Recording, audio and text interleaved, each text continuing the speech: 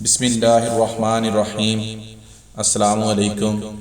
دلہن کے لباس میں بیٹھی وہ گود میں درے اپنے مہندی لگے ہاتھوں کو مسلسل دیکھے جا رہی تھی۔ اتنے میں کمرے کا دروازہ کھلنے کی آواز آئی۔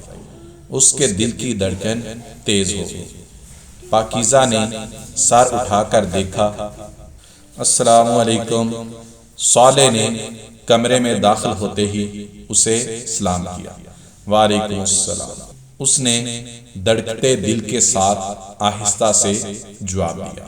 صالح نے آہستہ سے اپنی نئی نیلی دلہن کا گھونگھٹ اٹھایا اور اس حسین چہرے کا دیدار کیا جسے چند گھنٹوں پہلے اس نے اللہ اور اس کے رسول صلی اللہ علیہ وآلہ وسلم کے نام پر خود پر حلال کیا۔ صالح نے اپنی شیروانی کی جیب سے ایک ڈبیا نکالی جس میں ہیرے کی انگوٹھی موجود تھی جو اس نے منہ دکھائی میں دینے کے لیے خریدی تھی۔ اس نے ڈبیا سے انگوٹھی نکالی اور پہنانے کے لیے پاکیزہ کا ہاتھ پکڑا۔ جو ہی صالح نے پاکیزہ کا ہاتھ تھاما تو اسے حیرت کا ایک جھٹکا لگا۔ آپ کو تو بہت تیز بخار ہے، صالح نے پریشانی سے کہا۔ تھکاوٹ کی وجہ سے ہو گیا ہوگا۔ اب کہ اس کی آواز میں نکاہت تھی۔ آپ اپنا لباس تبدیل کر لیں، میں آپ کے لیے دوائی نکالتا ہوں۔ صالح کو واقعی اس کی فکر ہو رہی تھی۔ پاکیزہ ڈریسنگ روم میں گئی، زیورات اتارے، اپنا باری برکم عروسی لباس تبدیل کیا اور چہرے سے میک اپ صاف کر کے دھلا ہوا شفاف رنگت والا چہرہ لیے کمرے میں آ گئی۔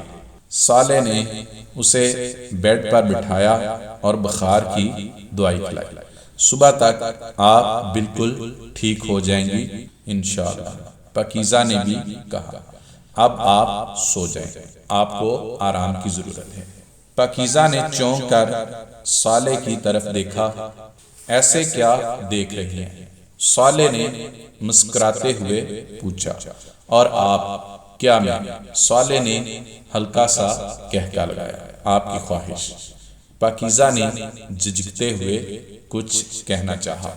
اے میری نصف بہتر، میں انسان ہوں، کوئی وحشی درندہ تو نہیں ہوں کہ اپنی خواہش کے لیے میں اپنی بیوی کی تکلیف کو نظر انداز کر دوں۔